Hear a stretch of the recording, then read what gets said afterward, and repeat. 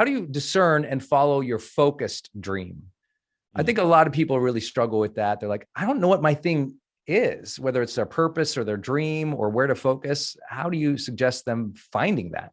Yeah, I heard this recently and I love that because I think the cool thing is I am a student, as you are, of all this stuff. Like I'm constantly listening and learning to people. And somebody recently said one of the biggest things we misconstrue is we try to chase a passion, but we don't get clear on where the passion comes from. And he said it like this, and it made so much sense. He says, passion comes from curiosity. Mm-hmm. If I'm curious and I go and seek and I sample stuff, I'm like, oh, that's interesting. And it sparks this newness and I go chase. And I think what a lot of us are trying to do is like, what should be the passion I chase? And it's like, I go like, what are you curious? When you get up and then your brain is not functional, what I should do, what do you drift towards besides social media, by the way? Like, what am I drawn to heart wise? And maybe it's possibly going like, you know what, that book would be really cool to just sit down and write it and get this out of my heart. Or maybe I really have messages to share on social. So I'm gonna do a live stream. I'm gonna do a podcast. Or you know what, maybe I really want to anchor down and have a great relationship with my kid. I missed that connection I had when they were growing up. Whatever I'm curious about what it could be, I think that leads us into that area. And then I think what we do is we cloud that up with going and borrowing the world of like scale of like, how will I be seen? What will it look like by somebody else? And I was like, so I think if we just chase what our current heart's saying, go do this, curiosity creates the passion, I think it clarifies itself. And then the way you test it is you lean in and do that. And if you do it, you come out of that and go, wow. Like here's the thing, if you can do an hour of this, and in the first 10 minutes, you kind of sink into where an hour later you disappear and you pop up like an hour later, go, wow, where'd the time go? Yeah. I think you're onto something.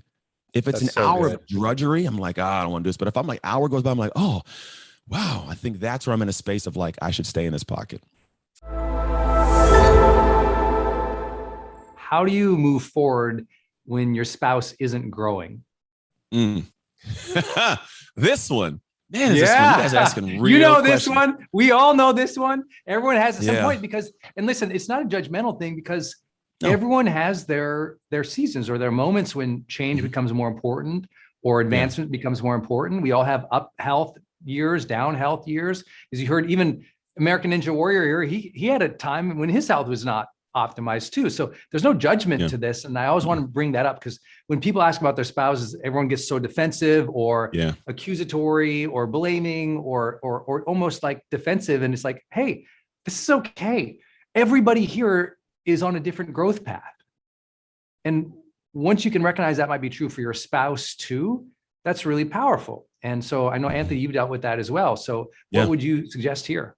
Yeah. So, I mean, we went this hard. When I first came across Brennon's work, I was going into it and we were, early, I remember late 20s. So like I was in the space to get her to get it. And my wife was not in the space and we divorced. It was that long ago? It was that long ago. Yeah, bro. It's been a while. Wow. Yeah. We're talking like 7-8 years. Yeah. Wow. Early 30s. I'm not as old as the people think I am, man. Come on now. Anyways. I know, but I can't believe that we've been buddies for 7 or 8 years. It just like, time zips by. So here's what I'll tell you. When my relationship got to this point, I was trying to give her books and do these things and read this thing. And there's this inherent natural, like if you tug a dog's leash, what does a dog do? It pulls away. It's an animalistic instinct that when I'm trying to force you somewhere, it's a natural opposite reaction. And so I was trying to get my wife to grow. I wanted to lead her. And there's two parts of this answer that's going to be helpful. The first thing was in a situation of conversation, whenever I wanted more for her than she wanted for herself, it caused disdain. Ooh. You cannot want more for someone than they want for themselves. Because at that point, they feel like you're judging. They feel like that they're not good enough. They're not adequate. And so it leads to a different space of how they view the conversation. Wow. So I knew what I wanted for me, but I was trying to get her to want more. And that was a problem. So I walked away a little bit and didn't. The other part I did was I realized that for me, the goal is to plant seeds, but I might not be the one to water them. So when I would go into the space and I would talk about something, I'd plant a seed.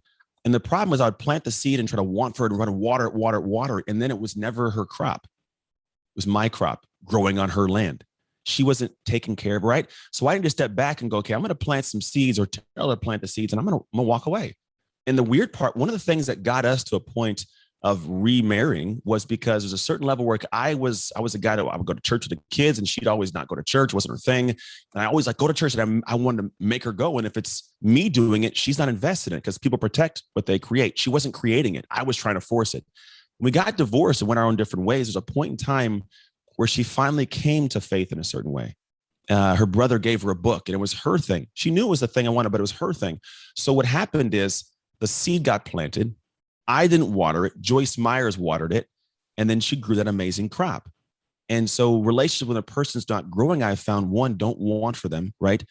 You go do you, build you, create you, plant a seed, and then go water your own crop.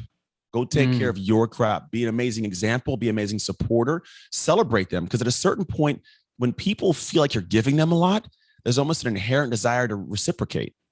So what I started doing is showing up as a different guy because I was growing, doing the work, and there's this natural like, how is this guy such a good dude? Like, you know, and then the more she asked questions, and then I tell her where to go and she'd go. And so it built up. And so when I talk to people about spouses, because it's a conversation I do have often, the idea is like, you got to find a way to give her the information or give him the information, plant that seed. You can't talk about what they should be doing, what you want for their life because it feels less than. Just go do you and serve their needs because they have needs. And here's the one part. People go, what I'm serving, I'm not getting anything back. Well, whenever you weren't grown, did you have anything to give? Like whenever I wasn't fulfilled and I was trying to, before my growth path, did you have anything to give? And it's like, well, no. Well, then you're asked them to wring drips out of a dry lemon. You got to help fill them up. And when you fill them up, they'll have something to give. And since you're growing your own growth, you'll have enough to keep giving. So serve, and then it'll actually come back. So you have to give to get in those relationships. Audrey is asking, how do you handle the situation when a friend was part of your dream team, but as you grow, your relationship gets more distant? Well, first off, you don't have to feel like it's your fault, right? There's always two people in a relationship. It's kind of an interesting thing. And there are people that were part of the thing. And then after a while, I find that relationships oddly do this. Like one person climbs, other person catches up or stays behind. And when you're progressing, there's actually funny. I saw a Snoop Dogg video at one point on this. This is of all people. And he's like, you know, when you're doing well, doing your thing, is like, I love you and I want you to grow here, but I can't come down from where I'm at because you don't want to climb to where I'm at. And that's not a good, bad, right or wrong. Some people just are where they're at. And so you might have people that 100% are part of the dream team. But here's why I tell people is everybody says you're the expectations of the 5 people you surround yourself with. I think you're the you're the average of the 5 people you surround yourself with. But I believe the expectations, I apologize, expectations of those 5 people. Because we just get around people that we have and we like them and they're great. But then we realize that sometimes our expectations for life change. And if their expectations haven't changed, then what happens is I start to elevate and lift and they stay on the ground. Like BRENDON in the hot air balloon. I go up and you stay down there. And I love you. I do love you, but I can't stop the climb right now. And so it's fine if your expectations aren't that high. I still love that you are happy where you're at, but I need to go here. And that's not a thing where you have to feel bad or someone should feel bad. It's just a reality of life is we're different humans. And I can love you and still not have to be part of my dream team. This can be your day for personal growth. This can be that day you committed to and you remember and you go, that was the day I got myself a community. I got better coaches. I committed to making my life the absolute best that I could. This is that day. Make today your growth day. Click the button on this page and sign up right now.